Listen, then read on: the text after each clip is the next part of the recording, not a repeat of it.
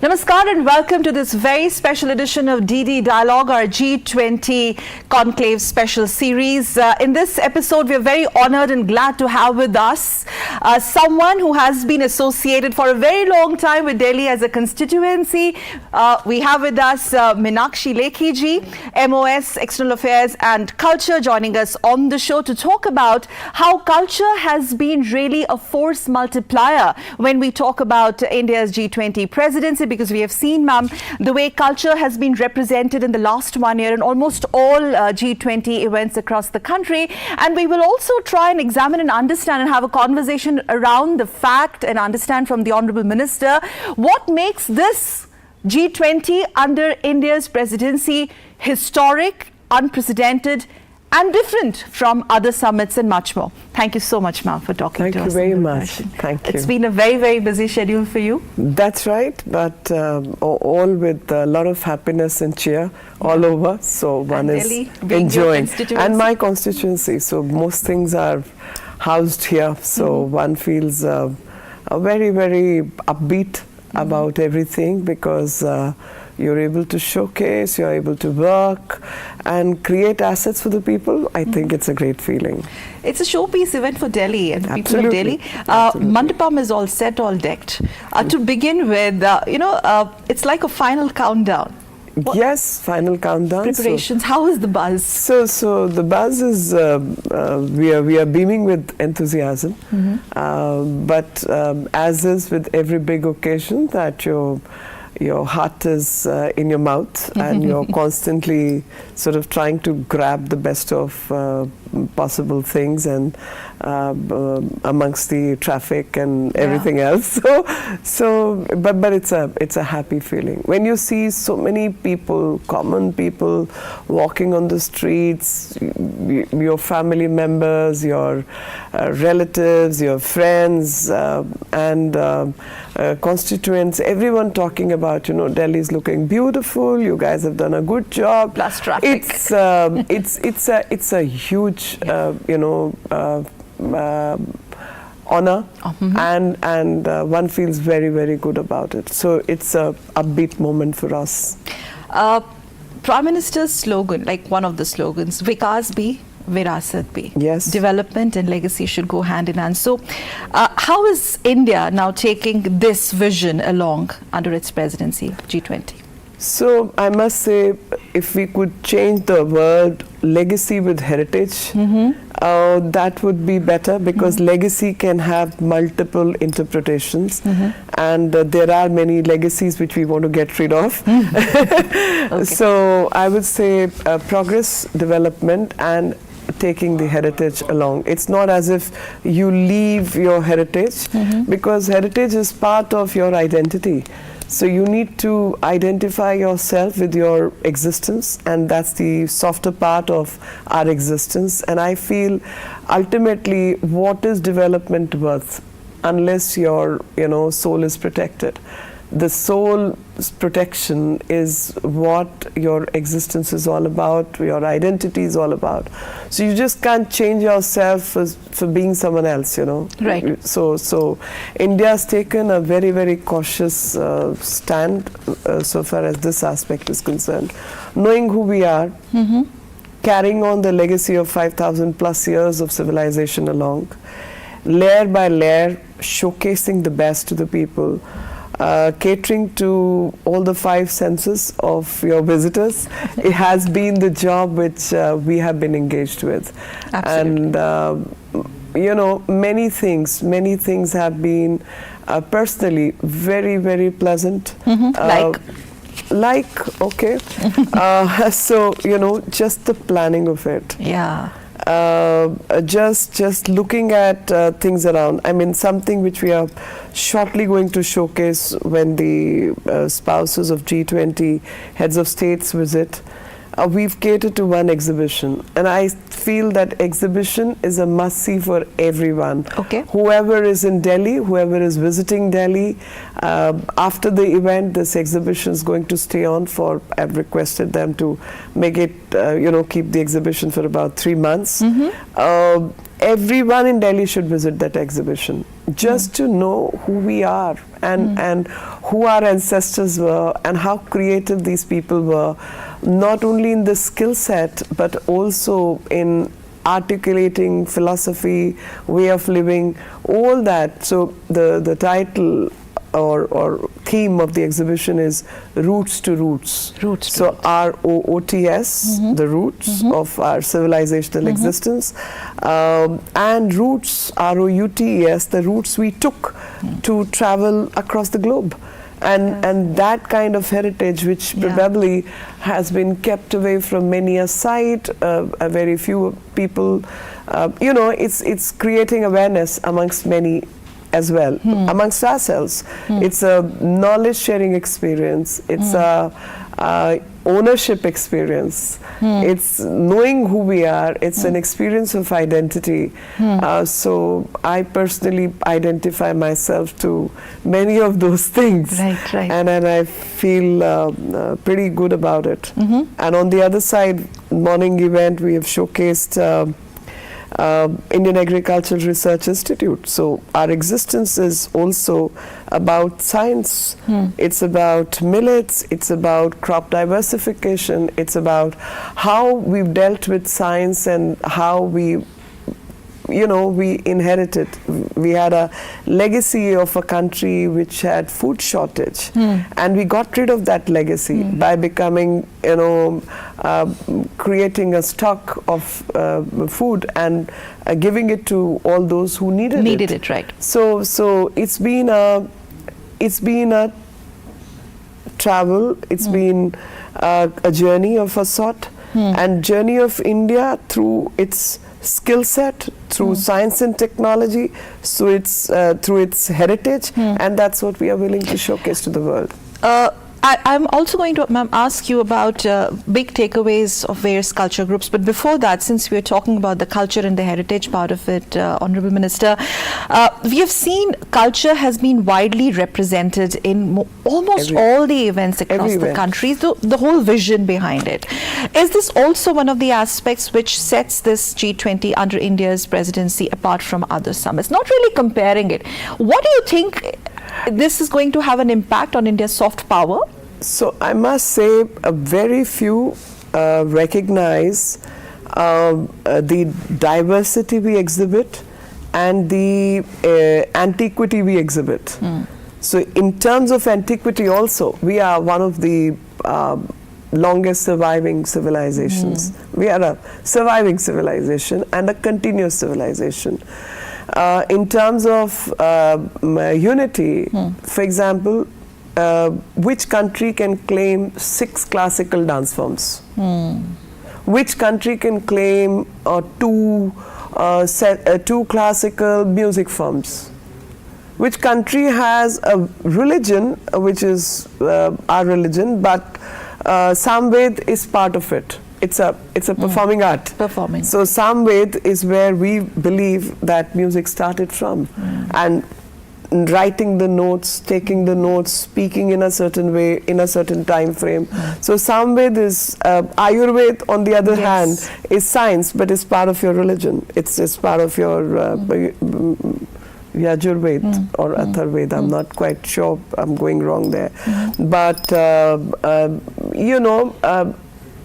Sushruta Samhita, Charak Samhita, all this is what we can showcase in terms of science, in terms of our heritage. And thus, this G20 was very different. We showcase, because if you look at the science even today, about 70% of medicines are phytochemicals, like all derived from plants, even today. We call them allopathic drugs or sometimes homeopathic drugs, but most drugs have come out of plants. Now, thousands of years ago, Ayurveda was created in this country, which tabulated the plants, which tabulated the usage, each part, and which tabulated their seasons, the fruits, the flowers. If that is not taxonomy, what else is taxonomy? So even when G20 concludes, this whole impact on India's soft power, the way now through this, we have managed to talk about India's, or rather showcase India's culture to the world. Absolutely. This is a very important dimension. You know, it becomes an important dimension because people need to understand as a whole, as a complete whole. Normally, one small aspect will be blown out of proportion. So there's a disproportionate representation by vested interest groups. Okay. Now that's not whole of us that we are. We are 1.4 billion people. Very few can compare with us. We've retained, we've shown resilience to our existence. We've existed in spite of challenges. Yes. And today is a time of polycrisis across the globe. And the world is trying to find ways and means to battle those polycrisis situations. So be it pandemic, be it sustainable development, be it climate change, be it creating economy of a sustainable nature, be it renewable energy, be it your consumption patterns. India has lived through all that, all those challenges, and we have been resilient. So I think it's time we showcased ourselves, and also find solutions to the problems which the world is battling with. Yeah. And that is possible only when people understand us. People know why we behave in a certain way, why we talk in a certain way, where it comes from, and who we really are. And if people understand who we really are, there is a certain amount of trust. And that trust is what helps even in building relationships, because individuals matter, leadership matters, trust matters. We have managed the trust beautifully, especially, ma'am, since you're also deputy in the Ministry of External Affairs. Deeply divided world, and you have presidency here in India. India has to walk the tightrope of balancing. Yes, and that's what has been the job specifically of G20, and our government at every level has tried to explain our stances, has tried to tell people exactly what I was talking earlier, who we are, why we do things differently, why we behave differently. There is a reason, and that reason cannot be faulted from our perspective. And that's why we act as a bridge between a completely contrarian views, because we've always lived with the philosophy of there is a middle path, and that middle path needs to be walked and talked. And there are shades which you need to search for to harmonize the situations and existence. You know, we are battling with failed supply chains. COVID-19 is not really way far back. It was very recent. And the world is battling with supply chain management. World is battling with imperfections. There is no perfect country, and there is no perfect way of living. But housing all the differences and yet finding commonalities is the way forward. Right, ma'am. Moving forward to some big takeaways from the series of culture working groups that took place over the last 1 year. There's a lot of focus on getting cultural artifacts back to the country of origin. Would you like to share some insights? So I must say that before 2014, we had artifacts which are, hard to explain, just about 13, 14 artifacts which were brought back to the country. Now we are closing on about 400 plus. It's been, 400 may not seem like a big number, but comparing it with 13, 400 does sound like a big number. What one must understand is that these artifacts have been taken away from our country at a time when we did have an imperialistic past.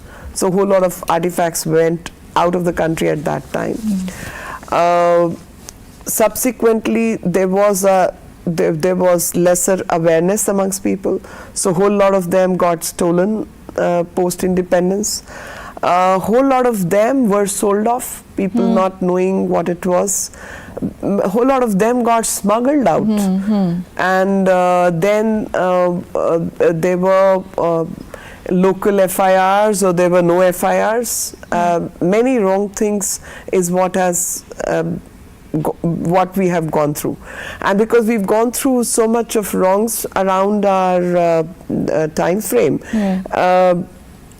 at times the legality of it gets very tough. Okay.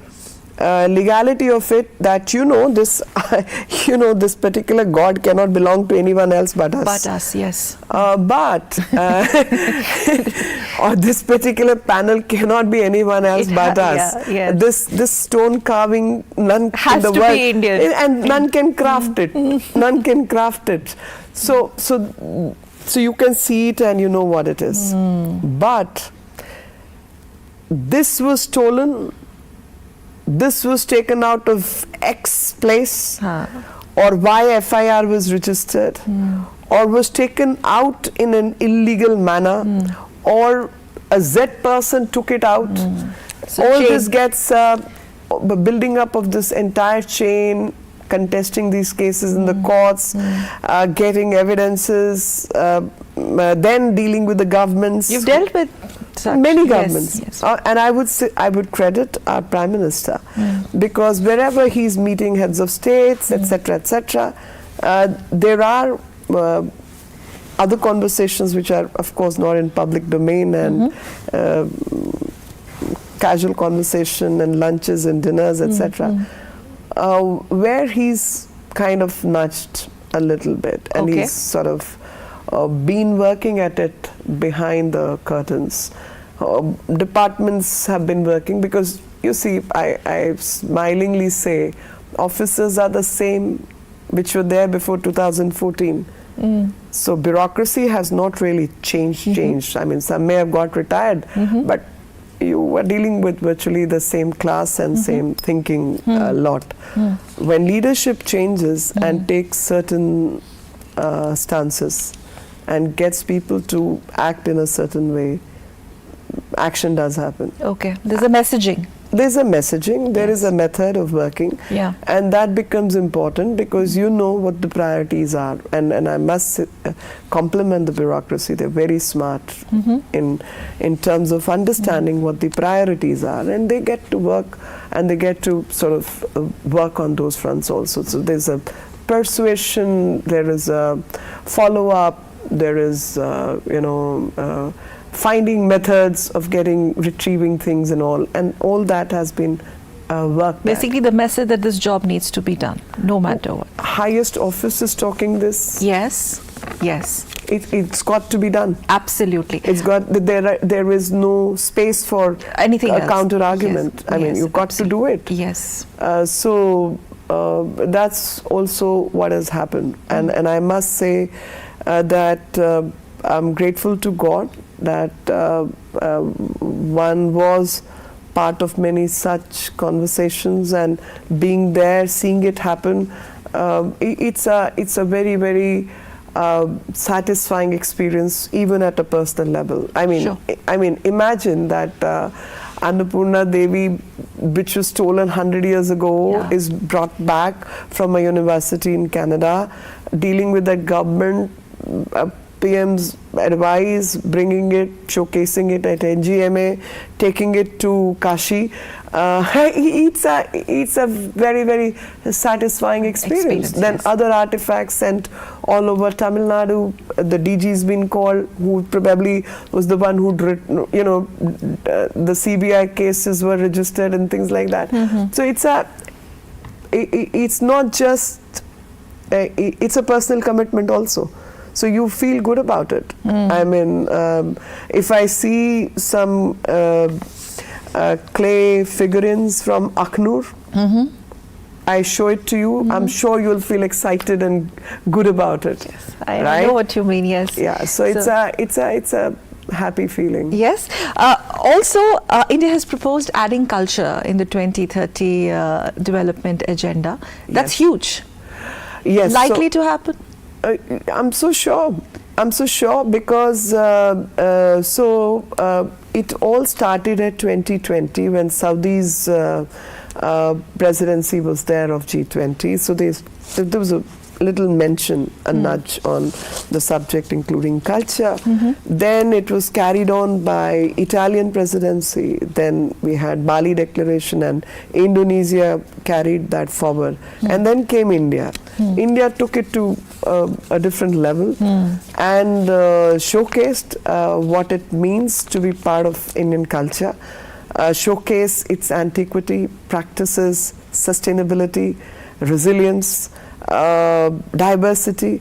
I mean, people just say unity in diversity, but what it means to handle that diversity, what it means to have unity.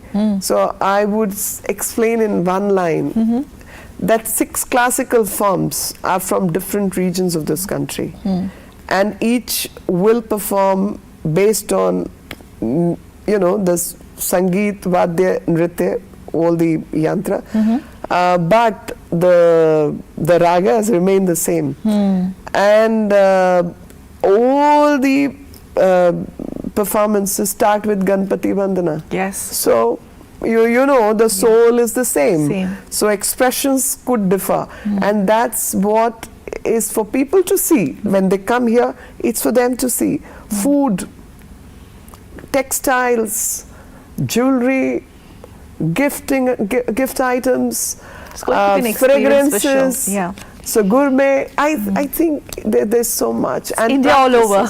India all over. Our archaeological sites, our traditions, our way of welcoming others. So there is so much to showcase. Absolutely.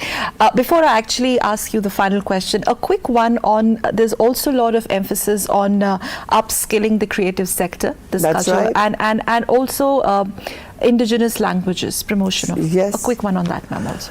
So for example, there has been a greater emphasis on mother tongue. Even I mean, it's not my subject today, but even new education policy is NEP is mentioning that and working on it.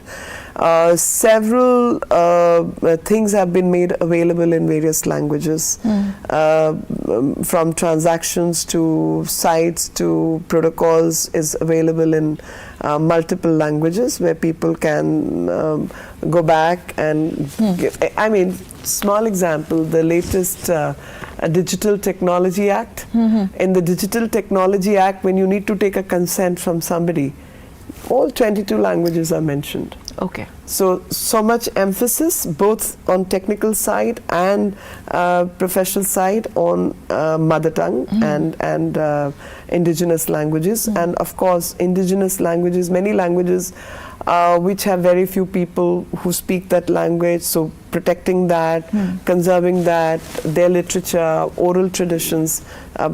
Ministry of Culture does quite a lot of work in that sector.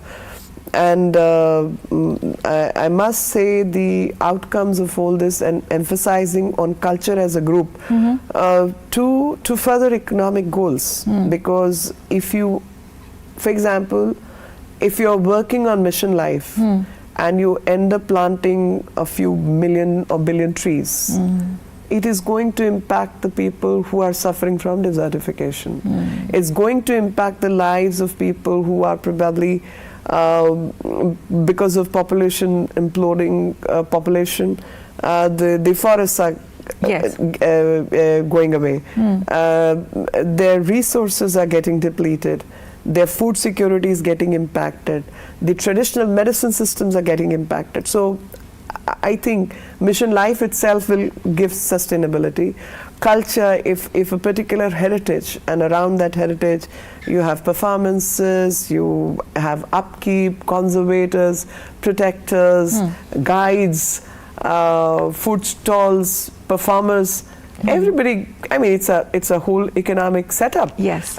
So in that sense, culture is very much part of economy.